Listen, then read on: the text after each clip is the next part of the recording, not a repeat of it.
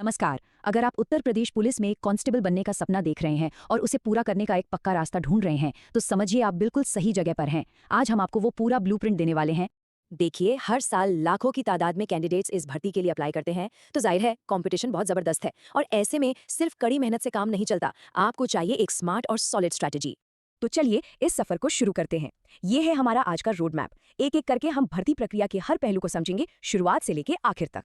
सबसे पहला और सबसे जरूरी कदम, चलिए इस पूरी भर्ती प्रक्रिया को अच्छे से समझते हैं। इसके अलग अलग चरण क्या हैं, ताकि आगे कोई कंफ्यूजन ना रहे और सब कुछ शीशे की तरह साफ हो। तो ये भर्ती कौन कराता है?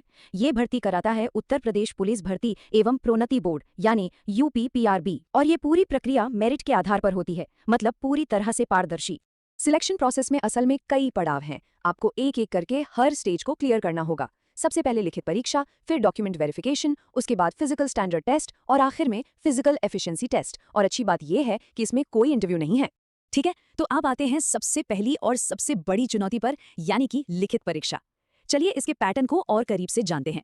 अब जरा पेपर के पैटर्न को समझिए। आपके सामने होंगे 15 सवाल, जो कि सारे के सारे ऑब्जेक्टिव टाइप होंगे, यानी हर सवाल के 4 ऑप्शन। इन 150 सवालों के लिए आपको मिलेंगे पूरे 300 नंबर और समय होगा सिर्फ 2 घंटे।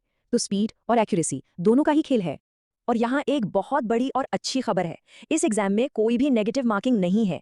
इसका सीधा सा मतलब है कि आप बिना डरे सारे के सारे सवाल अटेम्प्ट कर सकते हैं। तो आपकी स्पीड और सटीकता ही आपको अच्छे नंबर दिलाएगी।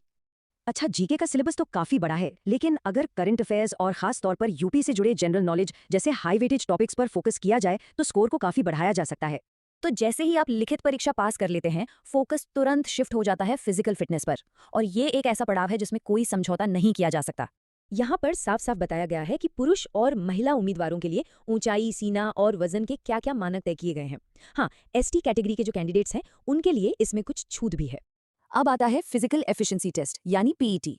इसमें सिर्फ दौड़ है, लेकिन इसे हल्के में लेने की गलती बिल्कुल मत करेगा, क्योंकि अगर तय समय में ये दौड़ पूरी नहीं हुई तो रिटन एग्जाम का अच्छा स्कोर भी किसी काम नहीं आएगा। आप सीधे भर्ती प्रक्रिया से बाहर हो जाएंगे। तो अब तक हम ये समझ गए कि क्या करना है।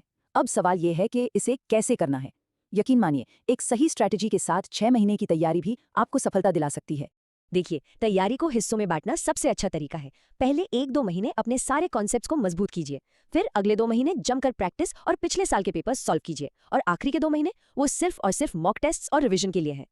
अब स्टडी प्लान तो बना लिया, लेकिन इसके अलावा भी कुछ आदतें और रणनीतियां हैं जो सफल उम्मीदवारों को बाकियों से अलग करती हैं।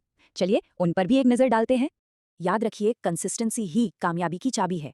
एक ऐसा रूटीन बनाइए जिसमें पढ़ाई, रिवीजन और आपकी सेहत, इन तीनों का बैलेंस हो। ये आपको फोकस बनाए रखने में बहुत मदद करेगा। आखिर में बात बस इतनी सी है, इस कॉम्पिटिटिव एग्जाम में सफलता सिर्फ 3 चीजों का नतीजा है। एक, स्मार्ट स्ट्रैटेजी, लगातार कड़ी मेहनत और मजबूत अनुशासन। तो इस पूरे रोड मैप के साथ उत्तर प्रदेश पुलिस में शामिल होने का रास्ता अब आपके सामने बिल्कुल साफ है। सवाल सिर्फ एक है, क्या आप इस चुनौती के लिए, इस सफर के लिए तैयार हैं?